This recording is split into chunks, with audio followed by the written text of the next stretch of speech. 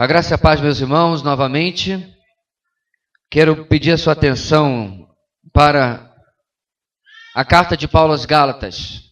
Há cerca de 2 meses atrás, aproximadamente,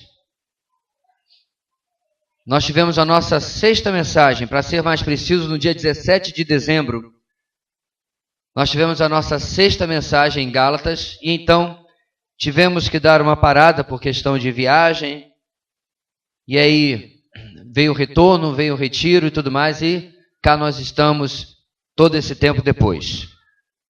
Portanto, eu até publiquei no grupo da igreja o link da mensagem anterior para você refrescar sua memória, mas caso você ainda não tenha feito isso, não tem problema, que a gente vai fazer aqui uma retrospectiva. Mas antes de tudo, vamos lembrar o tema da carta aos Gálatas, que é o seguinte: no verdadeiro evangelho da graça, encontramos a liberdade de uma genuína vida cristã justificada pela fé.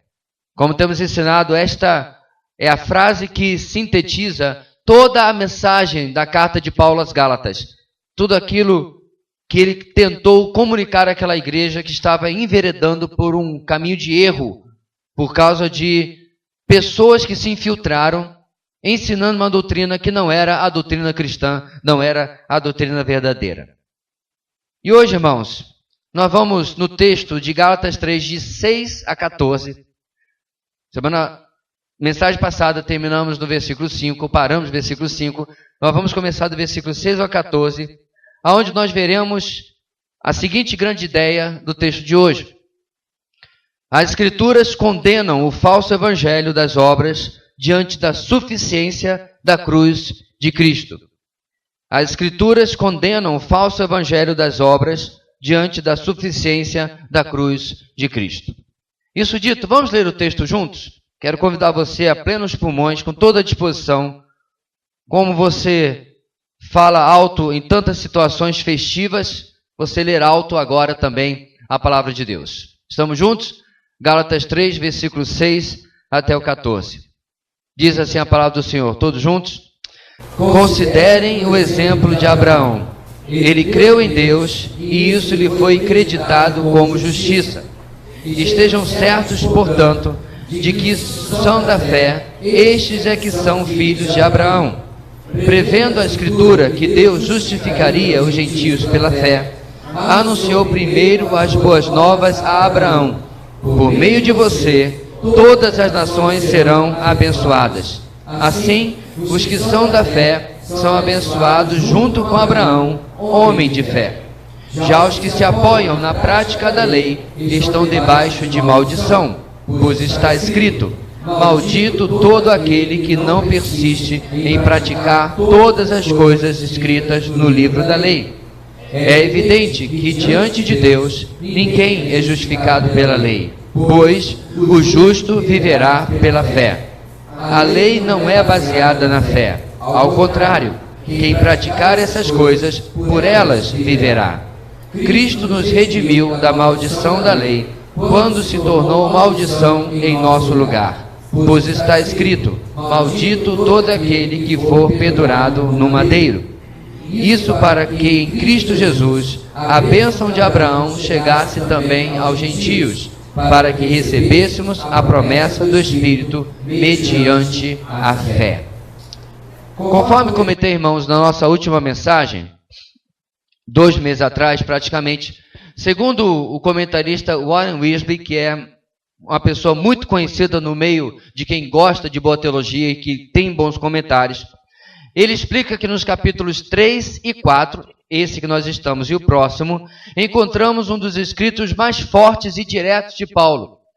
Até agora ele vinha argumentando contra o erro que os Gálatas estavam se metendo, mas agora ele, digamos assim, aumenta a temperatura, aumenta a força dos seus argumentos. Para sustentar o valor incomparável do verdadeiro evangelho em comparação com o falso que havia sido pregado e introduzido na igreja da região da Galácia, Paulo vai trazer 6 argumentos para provar que Deus salva pecadores através unicamente da fé e pela graça somente e nunca por causa ou pelas obras. Na outra mensagem, irmãos, eu apenas citei esses argumentos. Nessa feita, para facilitar a parte didática, eu os trouxe projetado. E assim você pode acompanhar comigo esses argumentos. Na última mensagem, vimos que Paulo... Pode passar. Na última mensagem, vimos que Paulo começa de 1 a 5, com o argumento pessoal, tratando da experiência dele mesmo com os próprios Gálatas. Então, ele é o centro do seu argumento. Número 2, o segundo argumento.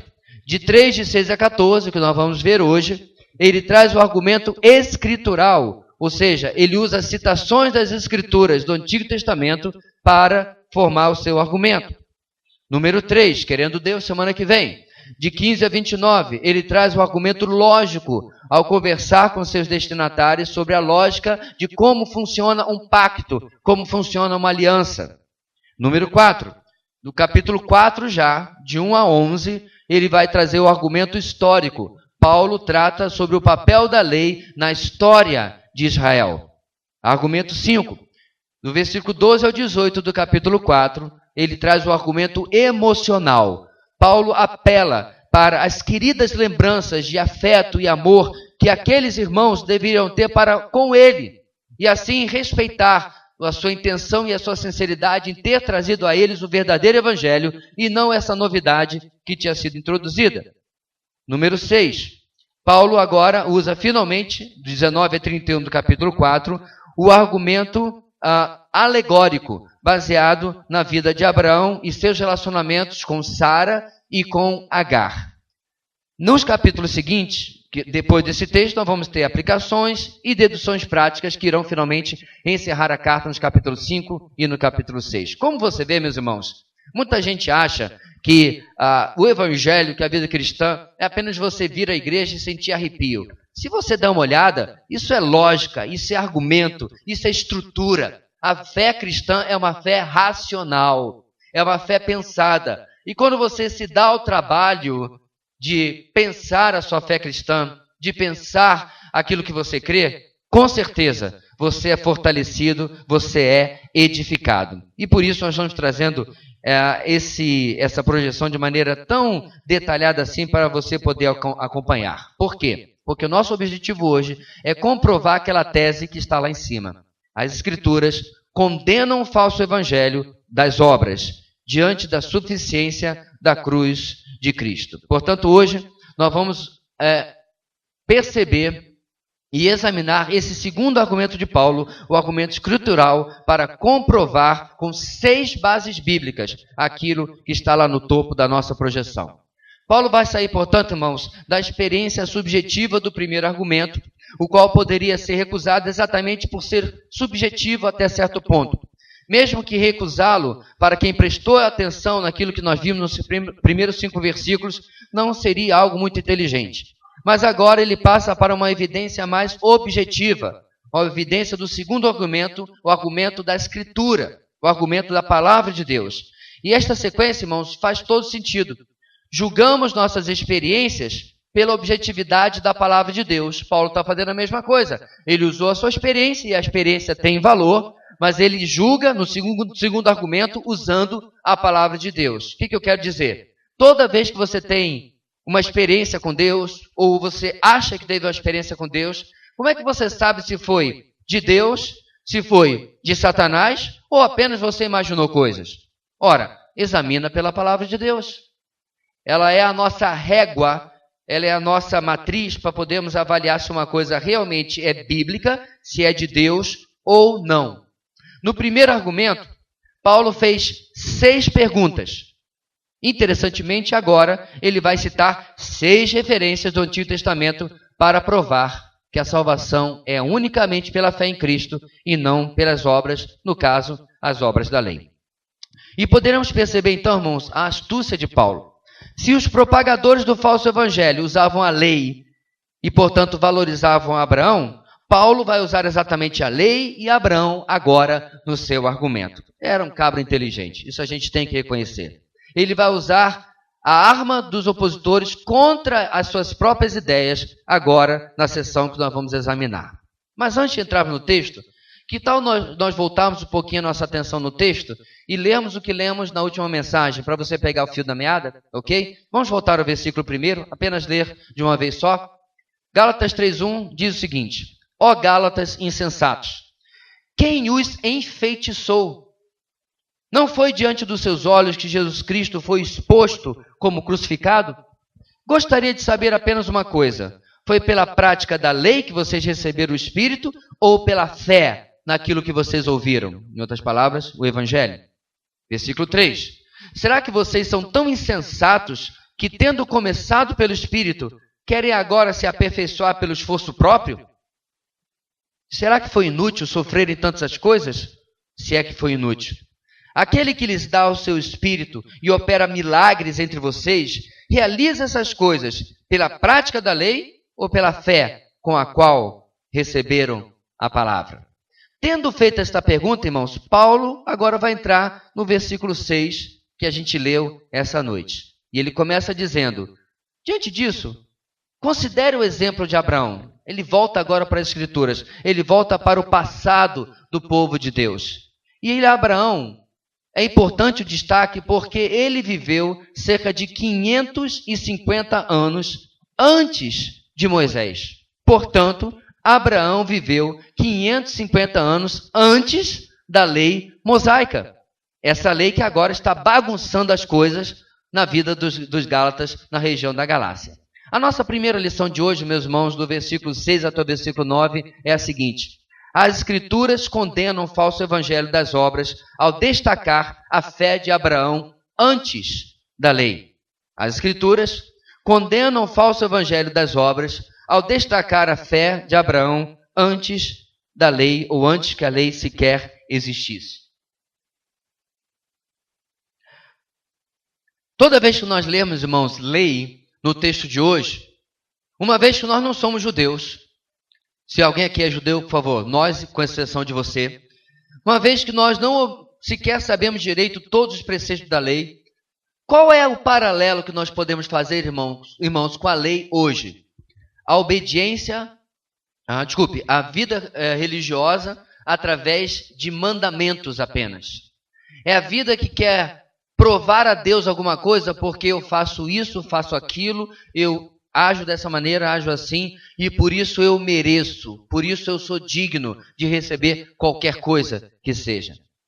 Ou, em outras palavras, as nossas obras. É querer se apresentar a Deus pelas obras e não por aquilo que a palavra de Deus nos ensina a ser o Evangelho, através da fé e da graça de Deus unicamente. Portanto, irmãos, como nós dissemos, Abraão viveu muito tempo, mais de 5 séculos antes de Moisés. E é correto dizer que ele não obedeceu a nenhum dos preceitos da lei mosaica, tal como ela foi entregue por Deus a Moisés e depois ao povo no deserto. Ele não obedeceu a nada de toda ela. Em lugar disso, o que diz a palavra sobre Abraão? O texto diz: ele creu em Deus e isso lhe foi creditado como justiça. Abraão está citando Gênesis capítulo 15, Paulo está citando Gênesis capítulo 15, versículo 6. Como eu disse, é um argumento escritural. Ele está pegando passagem do Antigo Testamento e dizendo: olha o que a Bíblia diz. E como diziam meus irmãos os reformadores, quando a Bíblia fala, a gente se cala. A gente se curva diante da palavra de Deus. E esses homens e mulheres que estavam lá em Gálatas, ou na Galácia, estavam ouvindo agora Paulo dizer: o próprio Abraão, o pai da nossa nação, porque Paulo era judeu, ele podia dizer isso, ele mesmo, testemunho da palavra sobre ele não é que ele foi justificado porque ele se circuncidou, que ele foi justificado porque ele obedeceu à lei, porque ele não conheceu a lei. Ele foi justificado porque apenas ele creu em Deus. Quando que Abraão creu em Deus, irmãos? Capítulo 12, Deus fala para ele sair de Ur dos Caldeus. Ele sai de lá e vai para a terra que Deus iria mostrar a ele. Gênesis capítulo 15, Deus faz uma aliança com Abraão e diz: olha, quantas estrelas do céu, a sua descendência vai ser desse jeito. Abraão tinha 90 anos, não tinha filhos. É fácil, irmão, se Deus vira para mim, antes dos 50 anos, com 3 filhos, e diz assim: olha, eu vou lhe dar uma grande descendência. Eu dizer: amém, Deus, obrigado. Eu tenho 3 evidências que é bem provável que o meu nome não vai parar nos meus filhos, vai continuar depois. Abraão tinha 90 anos. E quando Deus diz, olha, eu vou fazer uma grande nação de você, eu vou levantar o meu povo a partir de você, Abraão creu em Deus. Isso lhe foi imputado como justiça. Ele não tinha prova nenhuma ainda. E nessa declaração, irmãos, de Gênesis capítulo 15 e também do versículo 6, há muita coisa que nós poderíamos ver, que inclusive nós vimos também no nosso retiro, agora no fim de semana passado até segunda, terça-feira. Lembramos, por exemplo, da doutrina da imputação, na qual as nossas dívidas do pecado foram colocadas sobre Cristo e os méritos dele, os créditos dele, foram colocados sobre nós como justiça. Não é exatamente o que aconteceu com Abraão? Abraão não fez absolutamente nada. Ele apenas creu e Deus disse, justiça para ele aí. Põe na conta dele. Põe na conta dele a justiça minha na conta dele. Porque ele apenas creu naquilo que Deus falou. Como nós falamos no retiro. A doutrina da imputação não é porque eu sou bonzinho e Deus diz assim, vou dar uma estrelinha para ele. Não é porque eu canto no louvor, porque eu prego, porque eu estou na recepção, porque eu evangelizo, deixa eu dar 2 estrelinhas para ele. Não! Não por obras, mas apenas por causa da graça de Deus, diante da manifestação que Ele vê na nossa vida, que é apenas e unicamente crer, em outras palavras, confiar em Deus, em contraste com a incredulidade e a desconfiança. E aquilo que acontece, irmãos, que nós vimos na doutrina da imputação, o mesmo ocorre com Abraão. Não foram suas obras, mas a sua fé, a sua confiança, que lhe trouxeram sobre ele a justiça de Deus. A fé, meus irmãos, não é mérito. Quando alguém diz assim, ou pensa assim, eu sou uma pessoa de muita fé, ele não é. Porque a fé, meus irmãos, é uma declaração de falência. A fé é uma declaração de falência de recursos. Eu creio em Deus porque eu não tenho uma alternativa. Por que creio em Deus, meus irmãos, para me levar para o céu? Porque eu não posso ir sozinho. Quando nós oramos também por uma circunstância na nossa vida, uma enfermidade, por exemplo, e nós oramos e cremos em Deus e temos fé em Deus, é porque eu estou vendo que é Deus que tem capacidade de resolver aquele problema muito mais do que eu, do que o médico ou de qualquer outra situação. Perceba, meus irmãos, que fé tem sido confundido com pensamento positivo, com força de vontade. O pessoal até fala, né? Fé, foco e sei lá o que, força. Tá meio complicado. Como é que você coloca ao lado de fé força? O pastor só está dizendo que quando a gente tem fé, a gente tem que deitar, botar... Não. Mas não é esta fé que é como se fosse um mero aditivo que você coloca a sua força aí. Como se fosse apenas uma coisa que, né, faz mal a ninguém. É bom ter fé. O grande problema, meus irmãos, é que há 300 milhões de tipos de fé produzidas pelo ser humano, mas apenas uma fé bíblica. É a fé que confia plenamente na vontade, nos desígnios, no poder e no desejo de Deus antes de colocar o meu. Antes de agir na minha própria força, antes de fazer por mim mesmo. E foi isso que aconteceu com Abraão. A maravilha da fé, meus irmãos, é quando nós não podemos fazer ponto. Quando nós ainda temos os nossos recursos, a fé compete com isso, ou isso compete com a nossa fé, e acaba prejudicando a nossa confiança em Deus. Abraão não foi assim. Ele sabia, meus irmãos, que a sua fé não era mérito, não era realização pessoal. Ninguém pode ser elogiado por confiar. Deus, em quem Abraão confiou, é quem merece todo o crédito. E olha o que Paulo fala, meus irmãos, sobre essa experiência de Abraão em Romanos capítulo 4. Deixa eu ler para você. Portanto, que diremos do nosso antepassado Abraão? Novamente, Paulo era judeu. Ele poderia dizer nosso antepassado Abraão. Mas será que ele está falando só por causa disso? Não. Ele está falando porque, por causa da fé, Abraão é o antepassado de cada cristão. Nós vamos ver isso no final do texto, mas já adiantando, ele é o nosso antepassado na fé, mesmo que não seja nosso antepassado por etnia, se você quiser assim colocar. E aí o texto continua. Se de fato Abraão foi justificado pelas obras, ele tem do que se gloriar, mas não diante de Deus. O que diz a Escritura? Abraão creu em Deus e isso lhe foi creditado como justiça. Ora, o salário do homem que trabalha não é considerado como favor, mas como dívida.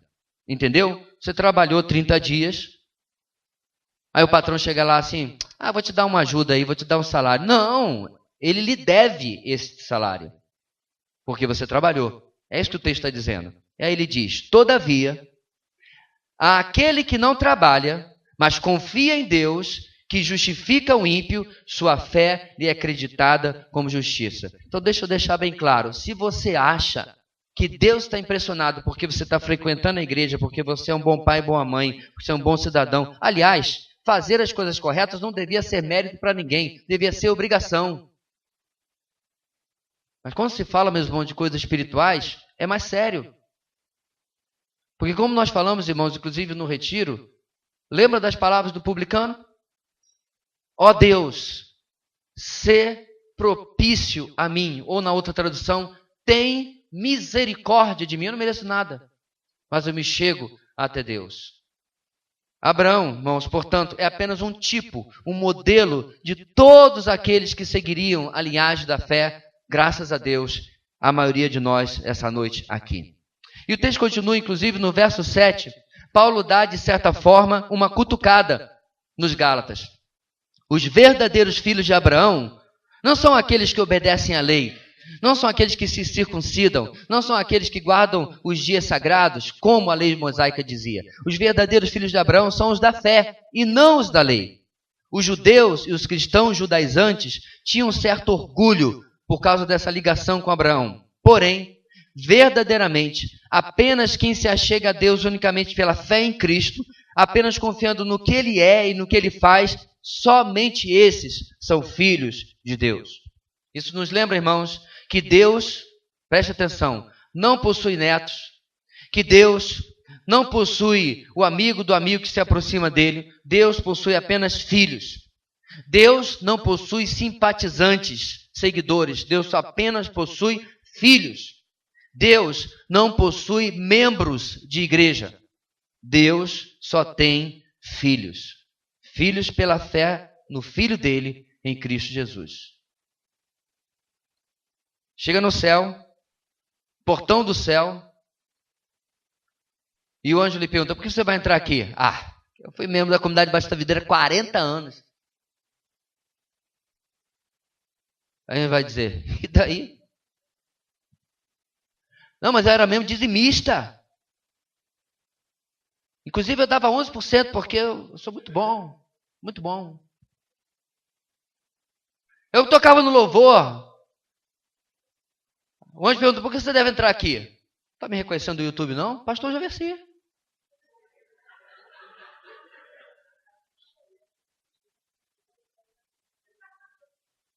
Tem mérito não, irmãos.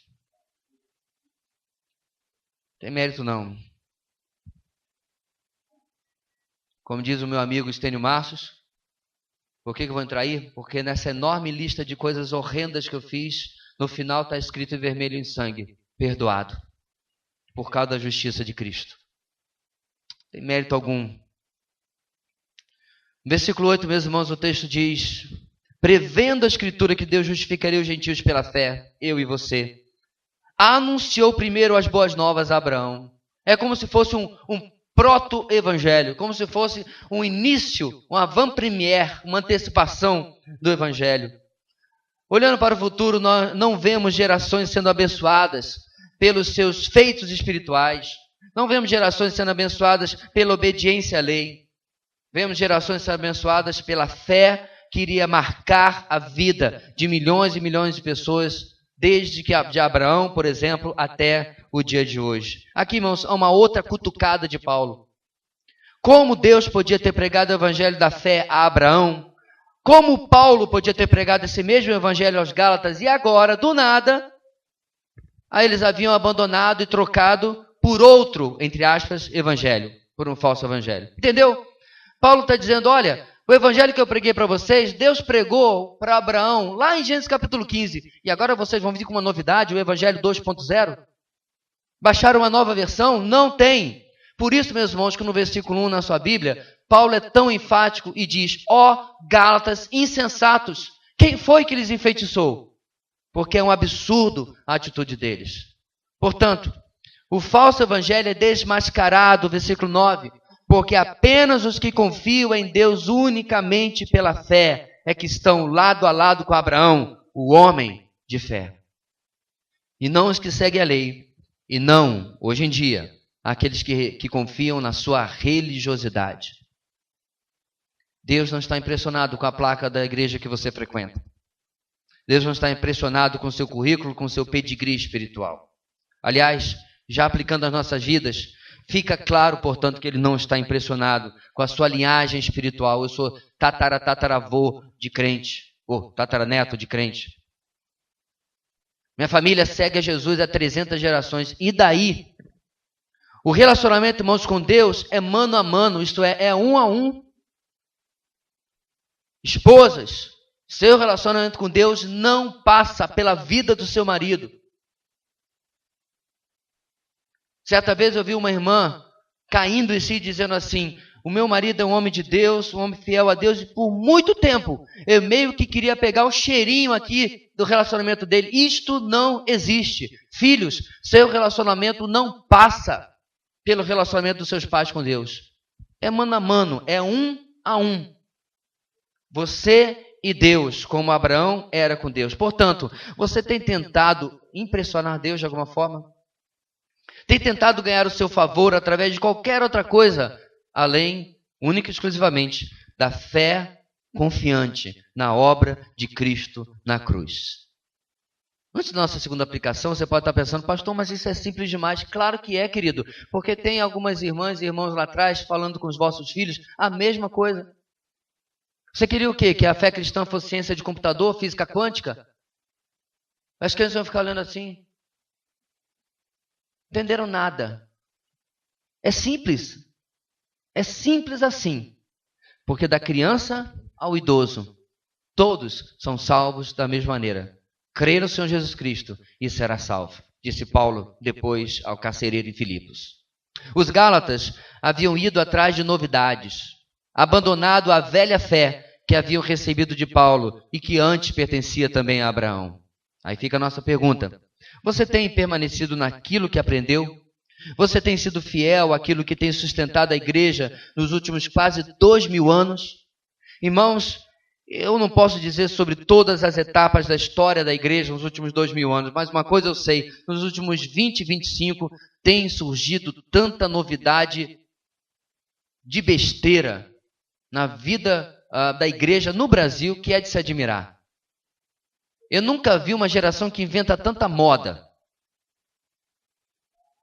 A velha fé, a fé dos nossos antepassados, se tornou de uma hora para outra uma coisa chata, que a gente precisa inventar alguma coisa. E o pessoal inventa. E as pessoas são arrastadas para essas igrejas ou reuniões. Mas quanto a nós, é a nós que nós devemos perguntar. Eu tenho me fixado na velha fé dos meus antepassados, a velha fé da palavra de Deus. Isso tem me bastado. O problema, meus irmãos, é que os Gálatas tinham esquecido isso. E Paulo os está censurando fortemente. Nosso texto do versículo 10 até o versículo 12 vai nos trazer a nossa segunda verdade dessa noite. Nessa segunda verdade, Paulo vai nos ensinar o seguinte: as Escrituras condenam o falso evangelho das obras ao expor a maldição de quem desobedece à lei na qual confia. O que Paulo vai argumentar aqui, meus irmãos? Em resumo, vocês estão confiando em algo que vai morder vocês. Vocês estão confiando em algo que vai prejudicar vocês. Não é sábio o que vocês estão fazendo. Não é sensato o que vocês estão fazendo. Porque é isso que vocês estão confiando, no final vai ser a ruína de vocês. Vamos ver como esse argumento acontece? Citando Deuteronômio, no versículo 10, Deuteronômio 27 e 26, Paulo vai da bênção de ser filho da fé, como Abraão, para a maldição da lei. Eu confesso, irmãos, que eu tenho um grande apreço por essa forma firme, direta e sincera que Paulo trata as questões, porque ele não fica dando volta, né? Ele vai direto ao que ele quer dizer. O que ele está dizendo, irmãos? A fé é igual à bênção. Foi o que ele falou até o versículo 9. A confiança em si mesmo, quer seja na lei, quer seja na religiosidade, quer seja nas obras, é igual à maldição. Fim de papo. Confiou em Deus, fé, é abençoado. Confiou em si mesmo, você vai trazer maldição sobre a sua vida. Agora veja bem, maldição é uma palavra que a gente está acostumado a ver em filme de terror, né? Mas não tem nada a ver. A maldição, irmãos, é o contrário da bênção. Se eu faço algo que agrada a Deus, isso é bênção. Se eu faço algo que desagrada a Deus, isso é maldição. Se eu obedeço a Deus, é bênção. Se eu peco e desobedeço a Deus, é maldição. E é nesse sentido que o termo está sendo tratado aqui. Não é maldição de filme de terror, é a maldição simplesmente de não estar debaixo da bênção de Deus. O padrão da lei, meus irmãos, é extremamente simples. Qual é o padrão dela? Não há espaço para falhas. Entendeu? Esse é o padrão da lei. Não há espaço, não há brechas para falhas. Não há 9,999. É 10 ou reprovado. Esse é o padrão da lei. Não tem quase na média. E aí você faz um trabalhinho para o professor dar um pontinho para você passar e completar a nota. Não tem. Ou é 10 ou é 0. Aliás, tomemos os 10 mandamentos. Vamos pegar um mandamento lá do finalzinho. Vamos dizer que eu quebre o 10º mandamento. Não cobiçarás a casa do seu próximo, a mulher do seu próximo, ou coisa alguma do seu próximo, né? E vamos dizer que eu quebro esse mandamento cobiçando o novo notebook do meu próximo, eu queria para mim e tal. Cobiça. Não apenas, poxa, eu queria um negócio desse, mas aquela coisa feia, rançosa, né? Invejosa, a cobiça do 10º mandamento. Quebrei. Na lógica da Bíblia, meus irmãos, quantos que sobraram? Nenhum. 10 menos o 10º, 0. Ou você cumpre tudo, ou você erra em tudo. A lei não é um buffet self-service, onde você escolhe o que vai querer e o que não vai querer. É tudo ou nada. É isso que Paulo está dizendo no versículo 10. Quando nós não obedecemos à lei, somos culpados de toda ela. No verso 11, continuando com as citações do Antigo Testamento, Paulo agora usa Abacuque, capítulo 2, versículo 4.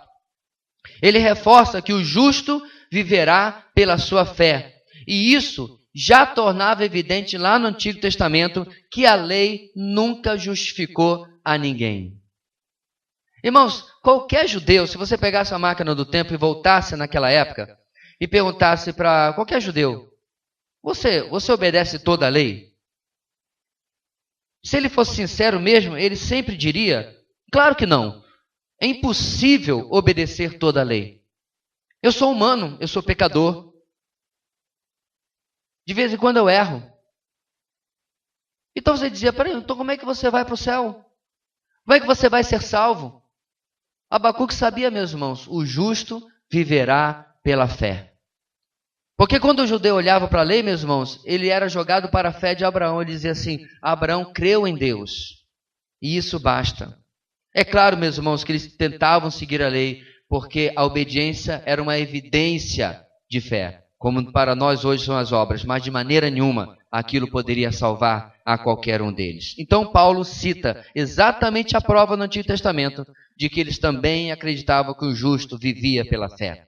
Essa citação no Antigo Testamento, irmãos, é tão importante que o Espírito Santo inspirou que ela fosse usada outras 3 vezes no Novo Testamento. Você encontra em Romanos, capítulo 1, versículo 17, porque no Evangelho é revelada a justiça de Deus, uma justiça que do princípio ao fim é pela fé. Como está escrito, o justo viverá pela fé. Você encontra aqui em Gálatas, que nós estamos vendo, e você vai encontrar em Hebreus novamente 3 vezes. Abacuque 2,4 é citado no Novo Testamento. Em resumo, ninguém poderia viver pela lei, porque a lei mata e mostra ao pecador que ele é culpado perante Deus. Romanos 3,20 diz o quê? Portanto, ninguém será declarado justo diante dele, baseando-se na obediência à lei, pois é mediante a lei que nos tornamos plenamente conscientes do pecado.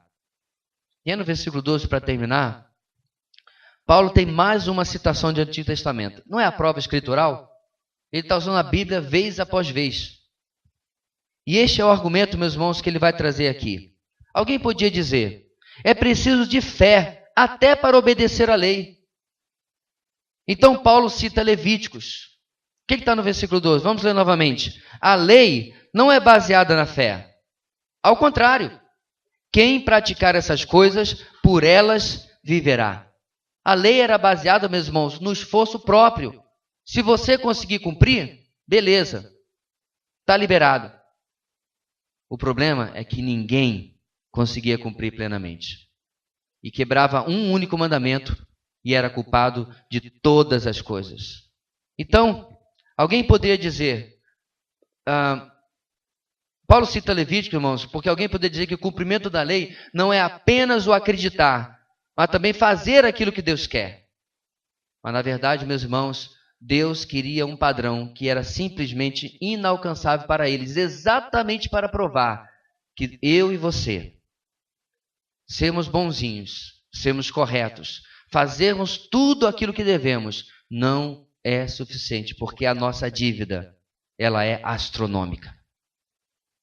A nossa dívida é maior do que nós podemos pagar. Portanto, não há como chegar até aquilo. A lei diz, faça e viva. Ninguém conseguia fazer, ninguém conseguia viver. Mas o que a graça diz, meus irmãos? Creia e viva. Lembra que eu falei?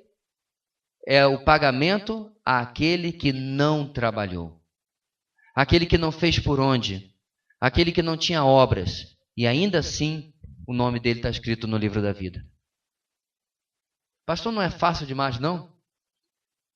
Você quer do jeito difícil, irmão? Você quer chegar até o céu pelas suas obras? Porque esse era o problema dos Gálatas. Deus providenciou o meio da graça, e o que eles quiseram? O meio da obra, do esforço próprio, o meio da lei. Não é algo interessante, meus irmãos? Que alguém possa abrir mão de tudo aquilo que Deus lhes dá para ir atrás daquilo que ele não precisava fazer? Mas é exatamente isso que os Gálatas estavam fazendo. Estavam saindo da liberdade e voltando à escravidão da performance, do agir, do realizar alguma coisa.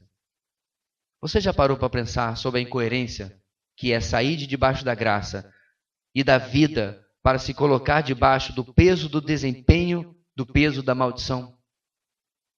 Mesmo tendo sido salvos em Cristo, irmãos, muitos de nós, muitas vezes, está debaixo do peso da carga de fazer alguma coisa para ganhar a aceitação de Deus. Algo impossível. Você pode dizer, pastor, mas se nós não precisamos agradar a Deus para ser aceitos, se nós não precisamos fazer nada para ser amados e abençoados, isso não vai tornar os crentes preguiçosos? Aí é que está, meus irmãos. Aí é que está. Só crente infantil é preguiçoso. Deixa eu explicar. Quando eu era garoto, eu dificilmente saía dos meus afazeres, das minhas coisas, para perguntar qualquer coisa para os meus pais. Mas quando eu cresci, inclusive saí de casa e voltei, eu me lembro que eu estava numa Semana Santa, exatamente no ano de 89, e minha mãe chegou na cozinha, eu estava lavando a louça. Aí minha mãe falou assim, quem é você? O que fizeram com você lá em São Paulo, no seminário? Cadê meu filho? A dona Eunice pode ser engraçadinha também. Precisou sair de casa para perceber que você não faz as coisas para as pessoas, especialmente as pessoas que você ama, para merecer ou para conquistar nada delas. Você faz porque você ama. É só eles mandarem uma mensagem no WhatsApp.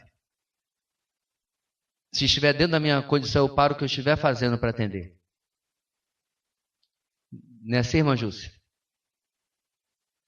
Precisa pedir?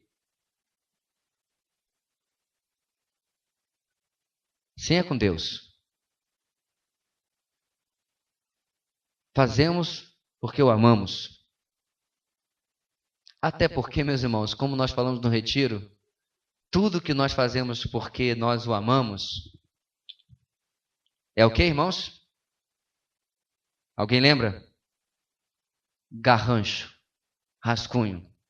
É como uma criança rabiscando alguma coisa e dando para o papai. Não fazemos, irmãos, pobre Gálatas, para tentar impressionar Deus. Portanto, aceite hoje o amor de Deus e sua graça. Viva esta liberdade planejada por Ele para você. Esqueça, meus irmãos, meu irmão, de viver pagando preço. Que preço? E literalmente, para fazer um trocadilho, viva de graça e pela graça.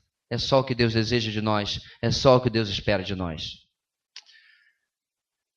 As Escrituras condenam o falso evangelho das obras ao destacar a fé de Abraão antes da lei. Nosso primeiro ponto.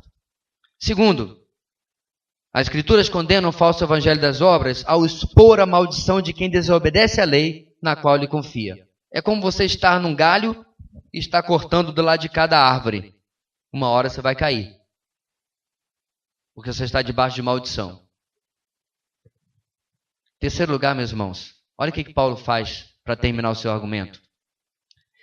As Escrituras condenam o falso evangelho das obras ao declarar a superioridade da obra de Cristo.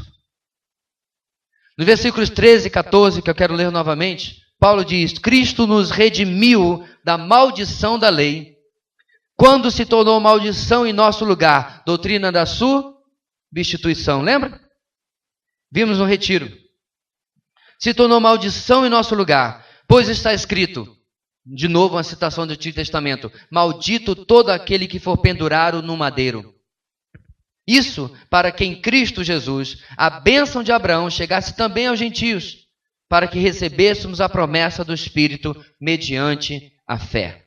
Nesse ponto, meus irmãos, da sua argumentação, Paulo traz uma perspectiva agora mais positiva, para contrapor, irmãos, inclusive o que ele acabou de falar da maldição.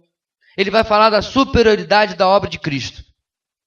Junto ao verso 14, o verso 13 é um lindo resumo de tudo que ele vinha falando até agora, nesse todo capítulo. A maldição da lei e do falso evangelho não são obrigatoriedades para as nossas vidas, porque Cristo se fez maldição em nosso lugar. Ou seja, os Gálatas não podiam dizer, não tínhamos outro caminho, não tínhamos uma alternativa. Quando essa mensagem veio trazida para nós dizemos, fazer o quê? Não. Eles eram libertos e estavam colocando-se sob prisão. Eles estavam na graça, estavam se colocando debaixo do mérito e da lei, porque escolheram ouvir aquela mensagem errada. Com mais uma citação do Antigo Testamento, agora tirada de Deuteronômio 21, 23, Paulo busca levar aos Gálatas uma reflexão. Por que vocês tentariam voltar à condição da qual Cristo os libertou? Por que vocês tentariam fazer de forma imperfeita aquilo que ele já cumpriu de forma perfeita? Está entendendo, irmãos? Vocês estão livres, estão voltando à escravidão. Ele já fez tudo o que tinha que ser feito. Vocês estão tentando agora fazer do jeito de vocês? Não dá certo, não tem lógica. Ó Gálatas insensatos. Por que voltar à velha dívida da lei? Pastor Dante só tirou dívida da palavra que está aí no versículo 13. Cristo nos redimiu. A palavra redimiu, irmãos, no verso 13, faz parte da doutrina da redenção. E significa o quê? Vimos nesta semana. Comprar um escravo com o objetivo de dar-lhe a liberdade. Estávamos presos a um contrato, a lei, que nos era prejudicial e nos escravizava a uma vida de condenação, de obrigatoriedades, de performance, de fazer ou não fazer. E nós nunca conseguiríamos cumprir esse contrato. Estávamos sempre trabalhando e devendo cada vez mais. Assim, nunca conseguiríamos viver, nem sequer uma cláusula desse contrato. O que Deus faz? Cristo cumpre cabalmente, totalmente a lei, vivendo uma vida perfeita. Ele paga o contrato com a sua própria vida e nos redime e nos compra de volta do mercado de escravos. E nos tira desse contrato de maldição, se tornando maldição em nosso lugar. Aos Colossenses capítulo 2, versículo 13 e 15, Paulo diz: quando vocês estavam mortos em pecados e na incircuncisão da sua carne, Deus os vivificou, os regenerou juntamente com Cristo. Ele nos perdoou todas as transgressões e cancelou o escrito de dívida, que consistia em ordenanças e que nos era contrária. O que ele fez? Ele a removeu, pegou a promissória, pegou o contrato de dívida, removeu e pregou na cruz. Tendo despojado os poderes e as autoridades, fez deles um espetáculo público, triunfando sobre eles na cruz. Qual é a palavrinha, meus irmãos? Tetelestai. Significa o que, igreja? Está consumado. Está pago. Ó Gálatas, tendo uma vida cristã toda paga pelo sangue de Cristo, vocês voltam a querer dever? O que é mais interessante, meus irmãos, é que parece lógico olhar para os Gálatas e dizer: puxa, como é que vocês fazem isso? Mas quantas vezes nós somos levados dessa maneira também? Porque Paulo termina, inclusive, reforçando aos gentios da Galácia, gentios como nós, que o Evangelho de Cristo, o único verdadeiro, é o cumprimento da promessa feita a Abraão. Por causa do Evangelho de Cristo, nós todos estamos sendo benditos, abençoados e não mais amaldiçoados. Toda vez, meus irmãos, que nós voltamos para a performance, toda vez que nós voltamos para os merecimentos, toda vez que nós voltamos para o simples pecado, nós estamos regredindo na nossa vida cristã. Estamos regredindo no nosso relacionamento com Deus. E o interessante, meus irmãos, é que Deus é um ponto fixo e imóvel. Não é Ele que oscila, sou eu. Não é Ele que se afasta progressivamente de mim, de maneira nenhuma. Ele é um ponto fixo. Sou eu que paro de desfrutar da graça e da misericórdia do meu Deus quando começo a acreditar que eu preciso ser ou fazer alguma coisa para que eu possa agradá-lo ou para que eu possa chegar até Ele. Assim fica o questionamento. Como esses judaizantes conseguiram convencer os Gálatas que a escravidão e a servidão eram melhores do que a liberdade da graça em Cristo? Como eles conseguiram, irmãos? Para pensar, como você convence um escravo alforriado, livre, para voltar à escravidão? Como você consegue convencer alguém para andar para trás, para fazer algo prejudicial a si mesmo? Eu tenho a minha tese. Para mim, a resposta, meus irmãos, é a seguinte: o legalismo e a religiosidade apelam para a nossa carne, para o nosso ego, para o nosso orgulho.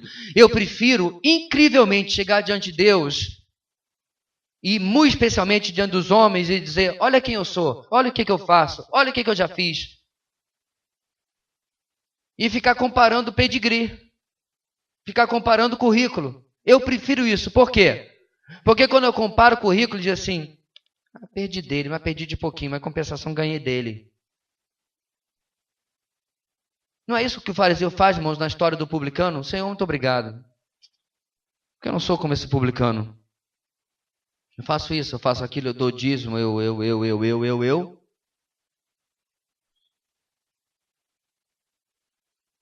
E nós precisamos, irmãos, questionar quais têm sido as nossas motivações em tudo aquilo que nós fazemos, em tudo aquilo que nós realizamos para o nosso Deus, no nosso próprio relacionamento com Ele.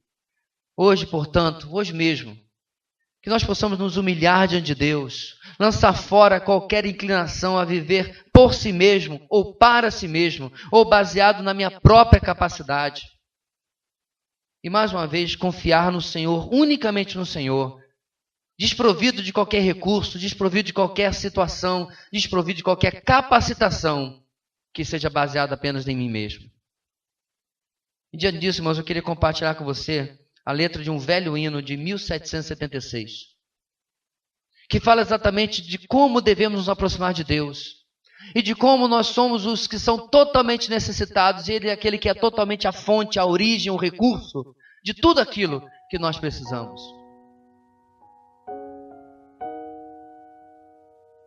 Rocha eterna, refúgio para mim, deixe-me esconder-me em Ti. Deixe a água e o sangue do lado ferido que flui.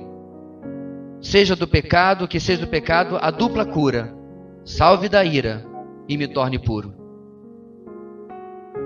Não é o trabalho das minhas mãos que pode cumprir as exigências da Tua lei. Não poderia meu zelo descanso conhecer. Poderiam minhas lágrimas fluir para sempre. Tudo isso o pecado não poderia expiar. Tu deves salvar, e Tu somente. Nada nas minhas mãos eu trago, simplesmente a Tua cruz eu me agarro. Nu venho a Ti para me vestir, desamparado olho para Ti por graça. Sujo, eu vou até a fonte. Lava-me, Salvador, ou eu morro. Enquanto meu respirar já vai falhando, quando meus olhos se fecharem na morte, quando eu me levanto para mundos desconhecidos, e este no teu trono julgando, rocha eterna, refúgio para mim, deixe-me esconder-me em ti. Para mim, meus irmãos, eu repito quase todo dia os 2 primeiros versos da penúltima estrofe. Nada das minhas mãos eu trago, somente a tua cruz eu me agarro. Como eu já disse tantas vezes, irmãos, não há mérito algum entre nós. Há apenas pecadores remidos pelo sangue de Cristo. E lá em cima, bem alto, onde não podemos sequer enxergar, o Cordeiro de Deus que tira o pecado do mundo. Que Deus nunca precise dizer para nós, ó insensatos, mas muito pelo contrário, seguindo a sabedoria de Deus, possamos descansar única e totalmente na graça e na misericórdia do Senhor Jesus. Deus querido, Tu conheces o coração de cada um de nós aqui. Tu conheces, ó Deus, toda a nossa vida. Tu conheces, ó Deus, todos os nossos pensamentos. Mostra-nos, ó Pai, onde está a nossa vaidade, nosso orgulho. Mostra-nos, ó Deus, aonde o nosso amor não tem sido digno, não tem sido, ó Deus, humanamente proporcional a quanto o Senhor tem nos dado.